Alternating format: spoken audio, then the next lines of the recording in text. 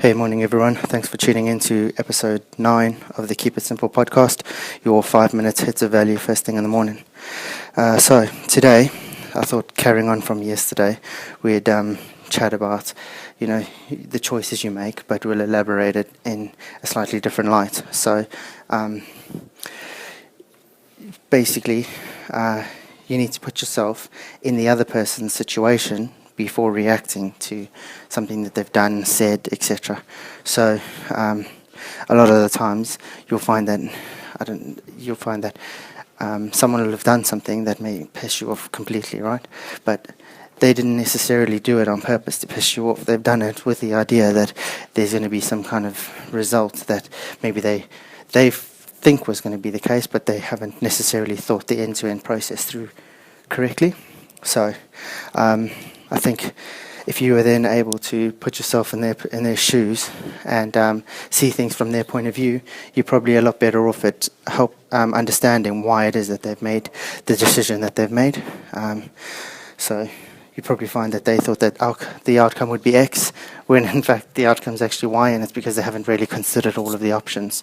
So it's just a case of trying to understand things from other people's point of views before you react to a situation or an instance. So for me, I think it's better to, let's say you're in a meeting, right, and someone says something that's really hit your nerves.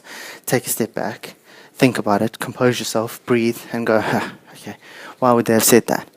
And then maybe it's a case of saying to them, well, why do you think that's the case? Or why would you say something like that? And maybe not necessarily ensure that you've got using the right tone. You don't want to come out all guns blazing and have a situation where it's like a full-blown argument unnecessarily.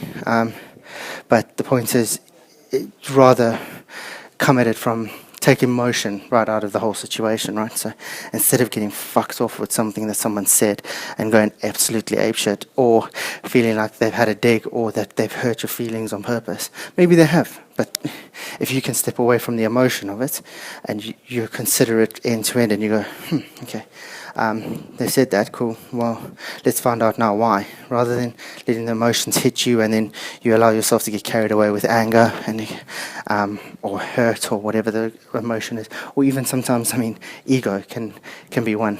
Someone taps into your ego and hits your ego. That's straight away going to send you off pop, right? Whereas if someone's stroking your ego, it might feel good, but you've got to then think from the other perspective, well, why? What do they need? What do they want? Why is this? Are they trying to get my buy-in on something that maybe I shouldn't be buying into? I know this is kind of like going, oh yeah, everyone's out to get me kind of thinking, but at the same time, you've got to make sure that you've considered all options before you start making choices. So anyway, back to the main point, is that you've got to look at things from other people's perspectives.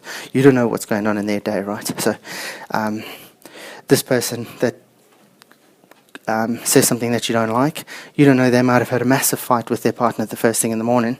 Now they've come into work, they're not quite there, they're not quite mentally there, they're a bit caught up in other things, and now they've said something off the cuff that they didn't really think about, and it's now caused a bigger scene at the office, which is pointless. So rather than allowing that kind of thing to happen, you need to sit back, breathe, think about it, remove emotion from it, and then act accordingly. So then once you've removed the emotion, you've breathed, you've given it some thought, you then communicate from your point of view what it appears, what the situation appears to be. Give them a chance to then communicate from their point of view as to whether what they said or what they did was actually what they meant to do, or whether that the outcome was. And then from there, you wing it and you see what's going on. So, I think the value add from today's call is to remove emotion from a